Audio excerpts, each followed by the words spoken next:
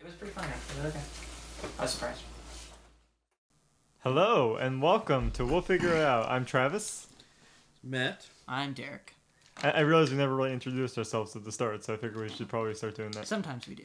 It depends on how, who remembers to do what. I was watching the one where we had Ali on and I realized we never introduced ourselves. No one? No. No one. That's So no one knew who she was. She was No, just that's so sitting- sad. That wasn't my job. I don't know. I have no idea. That's weird.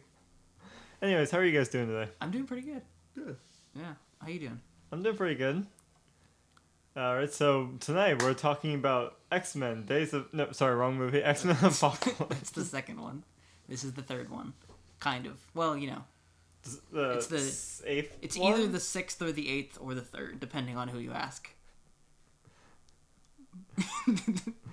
Right? Yeah, I think so, right? Isn't there because if you count all of the, the first 3, and then there's the new 3, but then there was 2 Wolverine movies. So yeah, that'd be the 8th X-Men movie, and then... It'd be 9. Well, if you count, yeah. The It's the ninth third movie. of the prequels. Yeah, exactly. The 9th Fox movie in the Yeah, Foxverse. If you count Deadpool, which, I mean, obviously it's related because they talked about X-Men in those movies. In that one, I mean. I forgot about Deadpool. Which, not to say Deadpool is bad, but it felt so different from the other X-Men movies. It's so good, though. Deadpool It is... I think Deadpool is better than this movie. Maybe I forgot about it because it didn't have Wolverine in it. They talked about it, though. They talked It about had Hugh Jackman, but... Yeah, that was pretty great. I love that movie. I want to watch it again. We're not talking about Deadpool, unfortunately. I mean, not unfortunately. We're talking about the X-Men Apocalypse. So what did you guys think of the movie? Overall general impressions. Honestly, I went into the movie after watching all the trailers and hearing, sort of little bits of things before I went to go see it. I was a little bit unsure going in, and then when I walked out, I was like, "Oh, that was better than I assumed it would be." But there was still some problems a couple things I didn't really like. But overall, I did enjoy it. I liked it. I don't think it's as strong as a film as First Class and Days of Future Past were. But I do think it's still better than some of the other ones they've done. So, that's decent. What do you think, Trev? I thought it was good. I'm gonna go with a quote they actually said in the movie. Well, the third ones are always the worst of them.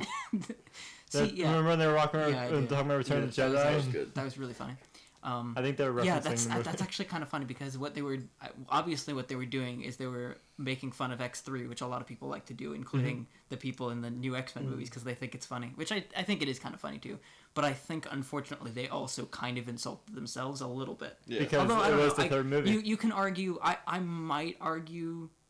No, I guess I don't know. I think I might argue that it might be a little bit difficult for me to choose between this movie and Days of Future Past. Kind of. I think I might have liked this one a bit more than that.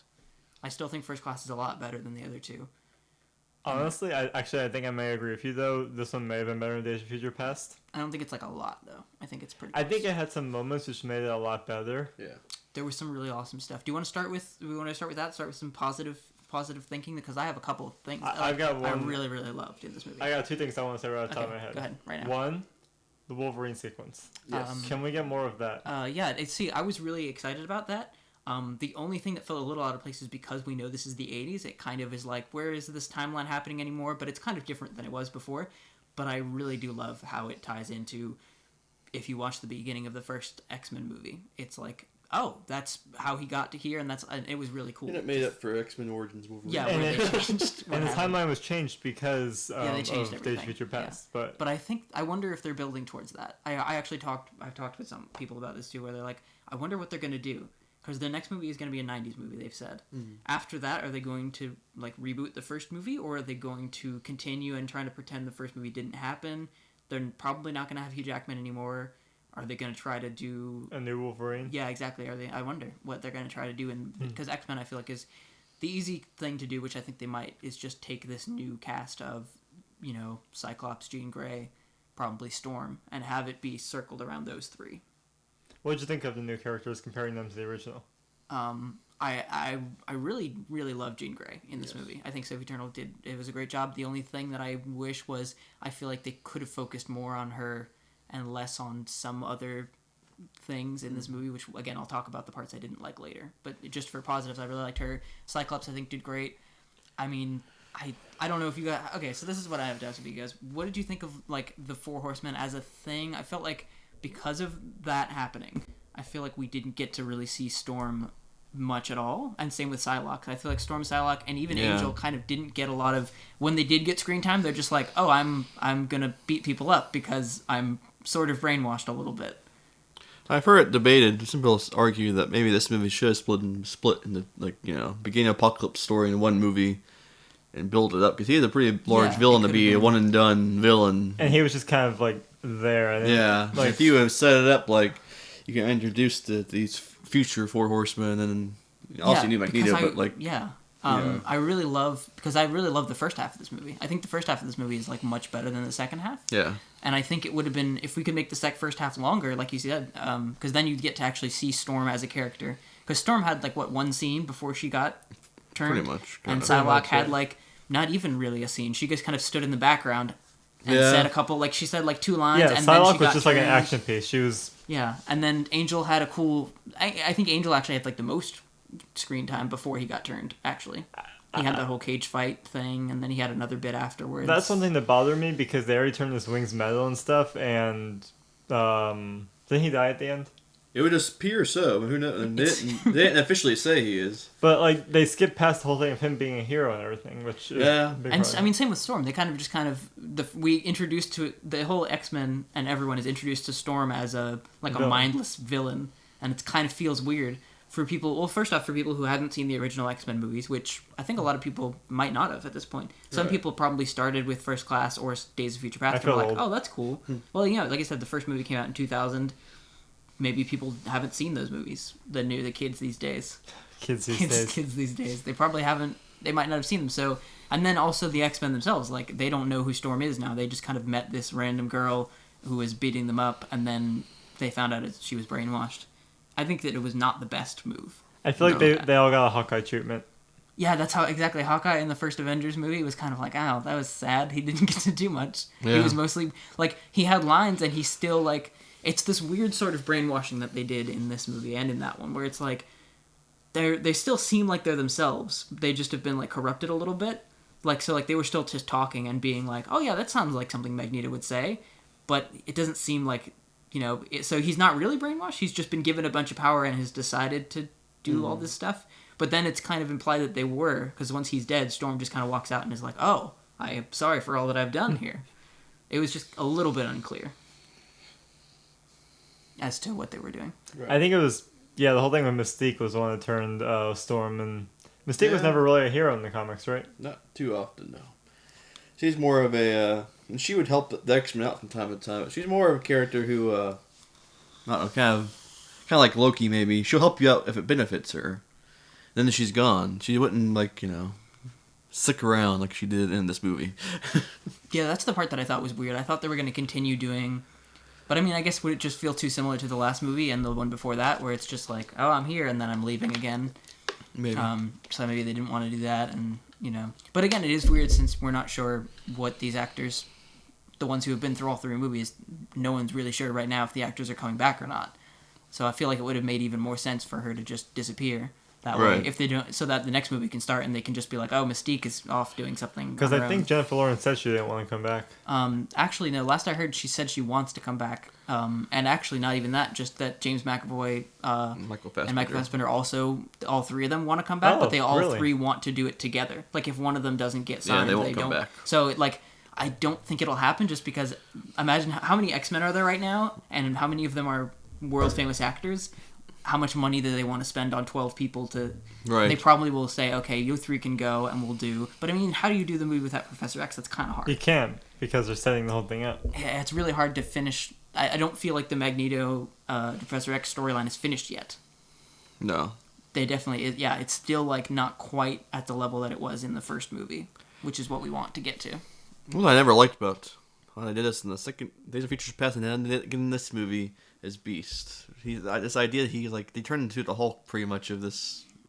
Yeah, these movies. Why? Why does he keep I forgot the Beast was in this movie. Did he do anything? He's just kind of. Did he go Beast? He kind of helped at the end of the movie. I forgot seeing that. To me, the Beast is not the Hulk, and he doesn't in the comics. He doesn't do that. He doesn't pretend to be a human because he's ashamed of who he is. He's happy with who he is, and I'm hoping this point forward, he's just the Beast. I like the way that they did it in the original X-Men movies, where he was kind of when they were doing the political stuff. Yeah. He was like the mutant in politics, kind of, yeah. is what he was, because he's like, no, I'm the mutant, I need to fight for the other mutants. Right. So, and it makes sense because he's the one that, where if you look at him, you suddenly can do, oh, he's not human. I can tell by looking right at him immediately. Right. So I liked that. Speaking of not human, do you know who was another great addition? Nightcrawler. Yes. I love Nightcrawler. Again, I feel like, I think I agree with Matthew completely, that the first half of this movie could have been stretched out even more, and just have Apocalypse kind of in the background as a looming threat coming, so that we could focus more on the new cast of people who I think all did really well. Like, I love Nightcrawler in the second movie. He was really cool. And I just love the idea of Nightcrawler. I think he's such a cool... It's so underutilized in these movies. Like, I'm happy to finally hopefully he shows up again and again. And Quicksilver was great, too. As always. I think, So I think we should talk about that for at least a little bit, because... if we're talking about what our... so I'm just going to ask what your favorite part of the movie is, and I think that I have to just say that was my favorite part of the movie. Quicksilver doing... because I absolutely loved in Days of Future Past when they did that. And then they did it here again, but it didn't feel like it was just like, oh, look, they're doing this again. It felt like better. Like, it was like more... it was funny, it was interesting, it looked really awesome with the explosions and the kicking, and like every little bit of it just felt really fun to me, and I think that's the most enjoyment I had watching that movie. It's probably my favorite scene in the movie. I'm not a fan of... I like what they're doing with his character and his version of it. I prefer the Age of Ultron version. He's closer to what he is in the comic. Quicksilver's not that fast in the comics. He's pretty much more like Age of Ultron speed. Yeah, I think that they made this one more like the Flash almost, which is a little... it works for what they're doing, I guess. But to me, it's like it's not really what he is in the comics at all. But at the same time, it works for what they're doing, and he does have a good scene, which is pretty cool. Yeah, I think it's interesting that they probably just decided to do that because they want to be like, okay, well, he's the mutant that we have that's fast, so you might as well make him really fast. It's not like they have someone else who they could choose to be like, oh, is there someone faster than Quicksilver in the X-Men? Probably not. I don't think so. So they probably just picked him and said, okay, we're just gonna make him be super fast because it makes it look really awesome. Now, here's a question: do you think that Quicksilver, should he have told Magneto that he was his son? Yes. I mean, probably, but I think that, again, it's kind of just more sort of sequel setup things. They want that to be a big moment. That was the sequel setup from the last movie. Yeah, it could have been the big reveal in this movie. But I think they're saving it, and again, as long as they get the actors back, then that's fine. If that's the only problem. If they don't get Michael Fassbender to come back, then it's like, well, now what do we do? So what did you think of Magneto's intro about his having a family and everything? So again, if we're talking about what is your favorite part of the movie, I had the most fun watching that Quicksilver scene. It's amazing, and I think that might be my favorite scene. But that scene with Magneto in the forest, it was like very, very well done, and I think that, and this is saying a lot. I think it might be the most like emotionally like impactful moment in like the X-Men series, which is crazy to say because I think out of any of the superhero movies that I watch, I've always felt personally that X-Men is the one that's like emotionally like invested Michael Fassbender is definitely the best actor in these group of X-Men movies. Yeah, I think so, and I think that he did it really well. And not only that, it was like heartbreaking to watch that like thing. It's just like the arrow goes off, and then you're like, oh man, I had a feeling something bad was going to happen. His daughter's dead, and then I don't know about. I think everyone that I've talked to has felt the same way, where they were like, wait a minute, are you?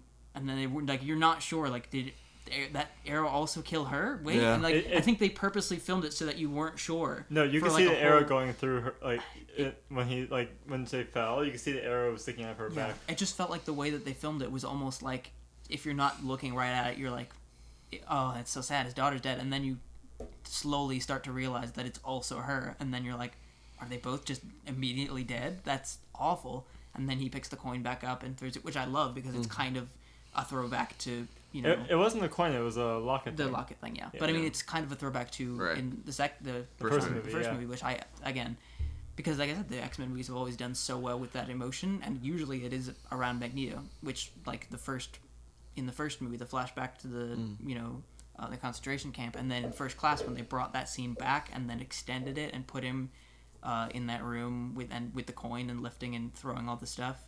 that was amazing, and I think that this just brought it up even higher. I think that's what's worked the best, really. I mean, all the X-Men movies so far, it's the relationship between Xavier and Magneto. This kind of love-hate relationship they have. They have so much respect for each other, but they also disagree on very personal levels on how things should be. Yeah, and it's like if you watch even the first X-Men and the second one, you can kind of see, as the older versions of them, you can look at them and say, I mean, you can see what years and years of fighting have done to them, and you can see that they're just both like.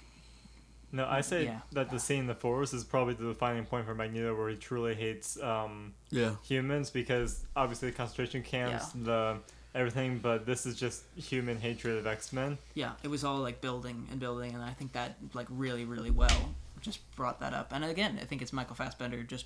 He's one of my favorite actors right now, like at all. Mm-hmm. He's just a lot of fun to watch. And okay, so do we want to move on to things that? Is there anything else that you really liked, or do you want to move on to other? I want to say Phoenix. Yes. Yeah, I like that they brought the Phoenix. Do you guys think it was a little bit quick, or do you think? Because I mean, again, it wasn't really the full Phoenix. It was just kind of showing it inside her, like saying "unleash your powers," and like they just kind of show the Phoenix. You got a little bit of imagery, and again, I like that Jean Grey is back and that she seems to be playing a big role in movies moving forward. I like that this movie portrayed X-Men as by the end of the movie as superheroes.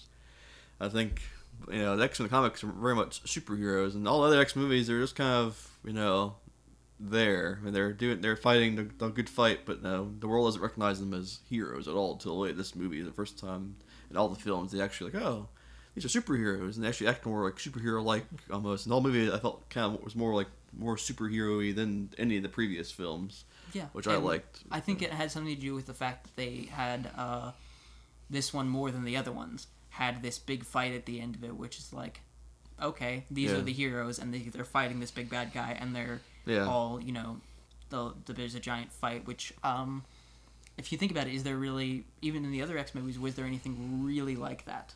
Not quite. Not quite. Like the other ones didn't end that way. It's like if you think about First Class, it's like the scenes on the beach with the missiles, and it's like they're not fighting a bad guy. They're fighting the missiles, and they're doing all this crazy stuff.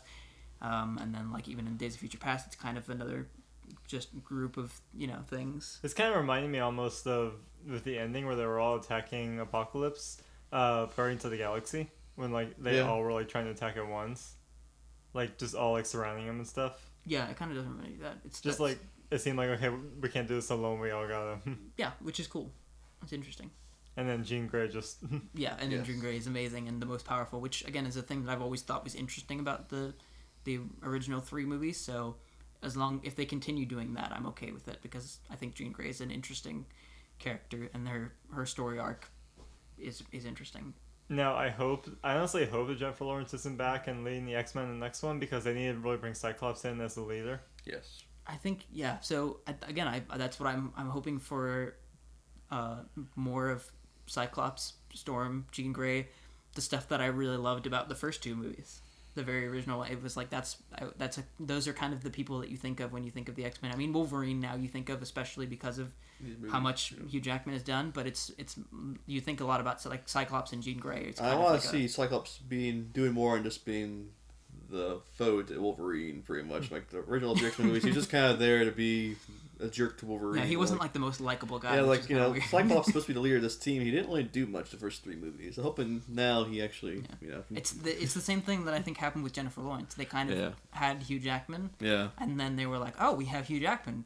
We should make him be the leader, right? And then they did, and it kind of was like, all right, Hugh Jackman's great. I love Hugh Jackman, but I feel like that wasn't as good as it could have been. Okay, so should we touch on things we didn't like too? Yeah. Probably we touched a little bit already on stuff, some of the villains, but here's one thing I didn't like. I was talking to Zachary and Ellie about it. I said, that's weird.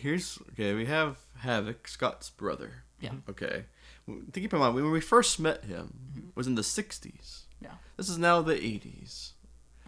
Why? How in the world does he have a brother who's in high school? And why does he look this? How is he not the same age as his parents?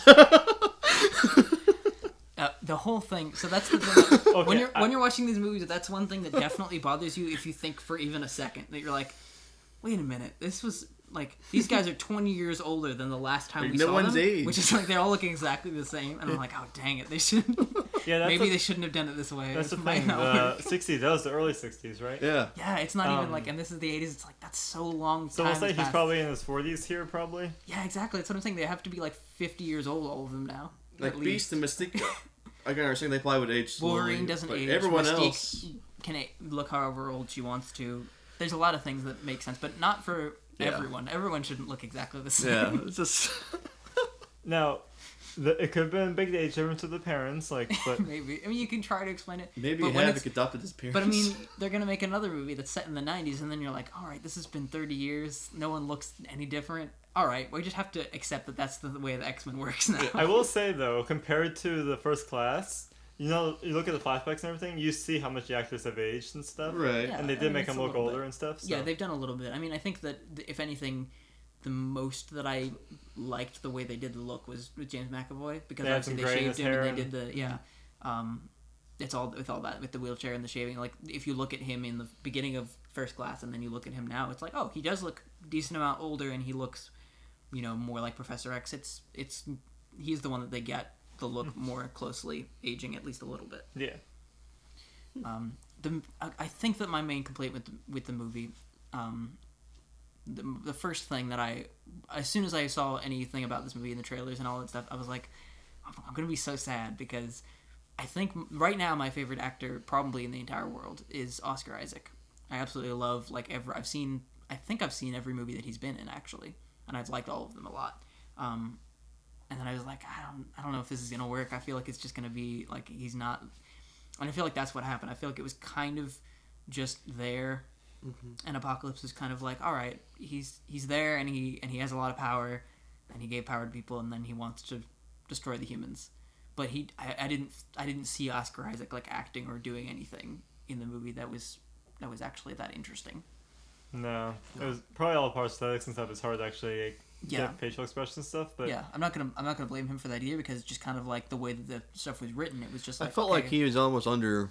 I mean, if you know the Apocalypse from the comics, even some old cartoons and stuff, he's almost depowered in this movie. Probably to help him make it a little more beatable, maybe. Yeah.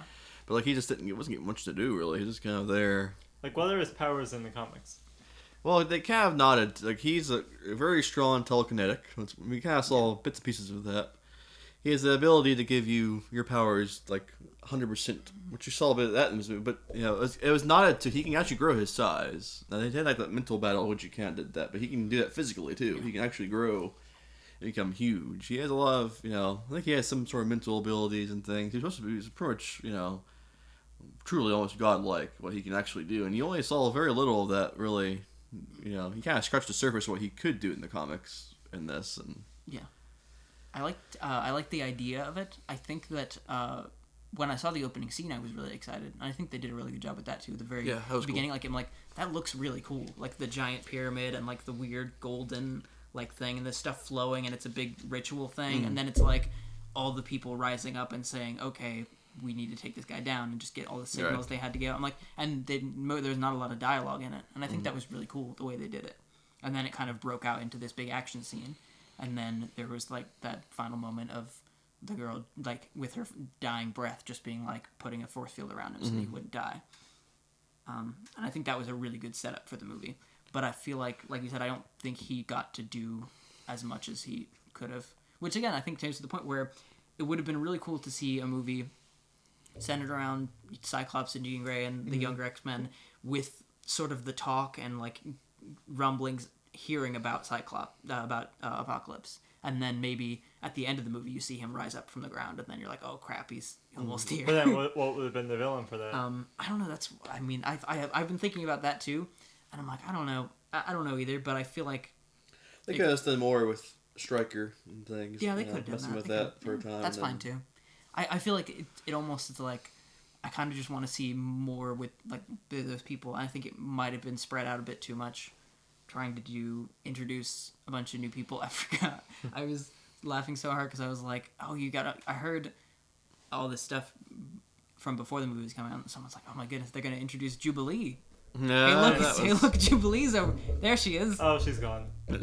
Does she have powers? I don't know anything about Bryan Singer said he filmed a scene with her using her powers, and he cut it out though. Like, what's the point of having her there? What does she do? I don't even know. She has like these like future said it. Yeah, I guess she catches these little fireworks. That's her power. It's kind of a silly power, but that's what she does. Though she has like fireworks she can shoot out of her hands. That's so weird. I feel like they should have just done. They just never do anything. Yeah, they should have just definitely not had her in the movie at all. There's no reason. It's completely pointless. So what? Fireworks, like what can she actually do? Like, that's her power. She just kind of shoots little sparks. But why is she so popular then? If all she does is shoot she really became popular in the '90s cartoon series. So she was like if you look at the '90s, like it's like if you look at her, it's like very '90s and like kind of. So she'll it's like the style. Next movie. It's like the style of the character, yeah. So I think that's what it is. It's kind of like getting people teased and ready for like, hey, you like. I think that's what they're building up to with this movie and with like talks of doing a 90s movie. They're like, hey, do you guys like the animated X-Men series? We're going to do that. And I feel like they're setting up so that they can. Now that they have, Jubilee and they have Jean Grey and they have Cyclops back in, they can be like, hey, let's just do what the animated show kind of did. Now, are they going to make Magneto the villain again? I don't think so. Because in one way or another, he's always the villain. Well, they hinted toward the next villain in this movie. Yeah, the after credits scene. Yeah, I liked the after credits thing. It's really cool. Do you think that has more to do with the next X-Men movie, or is it just kind of trying to tease you for? Well, they kind of talked about that. It's a set for several movies.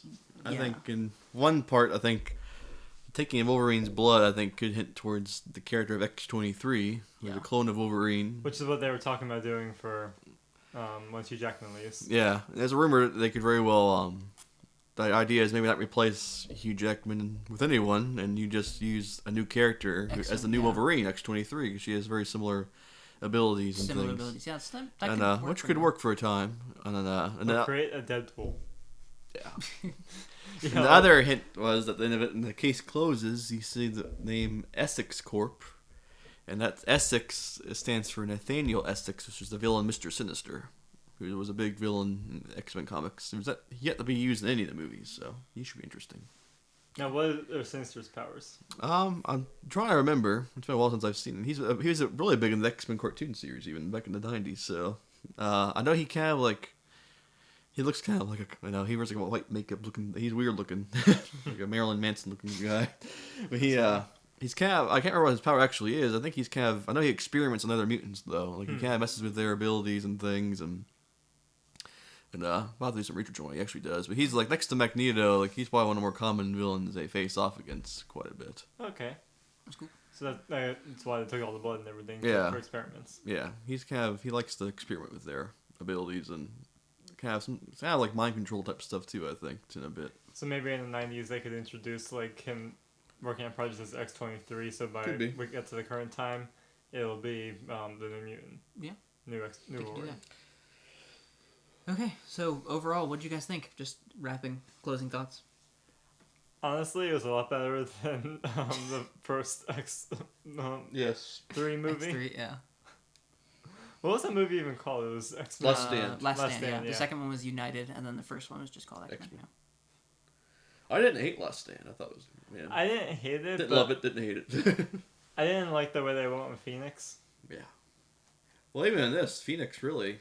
it's in the comics. It's a cosmic entity. It's not even a mental thing that she has. It's just something that chooses her. Yeah, I think they're making it more. I think they're just trying to make it easier for people to understand, and also to make it like, if they do it that way, like that would be interesting. But I think when they do it this way, you can get people to think like, oh, she kind of, if she works really hard, she could probably control this thing, but she's not strong enough right now, so it might just like ruin her, like it did in the X3, which people remember. If, like I said, people who have seen this movie, they see the Phoenix and then they just think of Jean Grey at the end of X3 getting like ripped apart with the thing, and they're like, oh, this is bad. And then so you kind of get panicked, and then you're like, okay, this is not as bad as that. This is still early. She has all these powers that can just die by Wolverine stabbing her once. Yeah, pretty much. That's probably. So what do you think about it? I liked it. I thought it was. I would argue First Class was a better movie. I think still. Days of Future Past I think was maybe overall a stronger built movie. I kind of like this maybe a little better in that movie, but I think the other one was stronger, had a stronger script and things around it. It was strong throughout the whole thing, versus this one had some great moments and kind of fell off at the very end. But overall, I liked it. I'd maybe give it like a 7 out of 10. Now, was this early 80s or late 80s? I think it's like. I'm sure they gave a date, but I just wasn't. I'm going to say mid 80s. Okay, was there any events? I was thinking back to. They saw Return of the Jedi. So. Oh, that's true. So when did that come out? That would have been like 83, I think. Yeah, it's about mid 80s. Okay, so. that sounds good. Yeah, no, I think I agree with pretty much everything. It's just kind of like I really, really enjoyed the first half of the movie. I liked the setup of the new X-Men. Mm-hmm. I wish they had focused more on those and then done because I love the character moments of Magneto with his family and all that. That was very intense. I really loved. Quicksilver doing his Quicksilver scene, that's just fun. There's more of that the next time. He'll just have to be jamming out. He'll just be jamming out to Pearl Jam or something. 90s, grunge, and throwing people somewhere. I'm okay with it, whatever it is. If they just do exactly. But I think I'm fine with that. So just keep doing that. That's actually one thing I want to bring up. I just thought of. What's that? This is set in the 80s. Yeah. I feel like compared to the other movies, they didn't really bring out the fact that it was the 80s much. Like, it didn't really feel... Yeah, I feel like the first one was focused on the Cuban Missile Crisis and, like, the political stuff. And so that was really interesting. The second one had some JFK... Yeah, the 70s, they had JFK, and they actually had presidential scenes, and they had the whole, But I mean, like, the look and everything, it didn't really... but yeah, this one, like, other than, like, some of the way people were dressed, it didn't really have a lot of 80s... inspired stuff. And as the roles getting destroyed, the city's cast seemed a little empty. Yeah, I mean, like, that's kind of... Were people dying, or what was it was just kind of generic to city destruction, as I feel like this may have been the most body count in an X-Men movie. Yeah, probably. But like you said, there's no way to tell. You couldn't see anyone dying. It was from afar. Like, there's a bridge being destroyed. Maybe it was evacuated. I don't know. Who knows? There was no Anderson Cooper telling us that everyone's fine because they're downtown and it's a weeknight. I would have liked that, actually, in this movie. Anderson Cooper telling me it's okay, no one died. Yeah. Like Batman v Superman. That's still my favorite thing in the movie. And on that note, I say we wrap this up. Yeah, it's a good idea. Thanks for listening. Yeah. See you next time. See ya. See ya.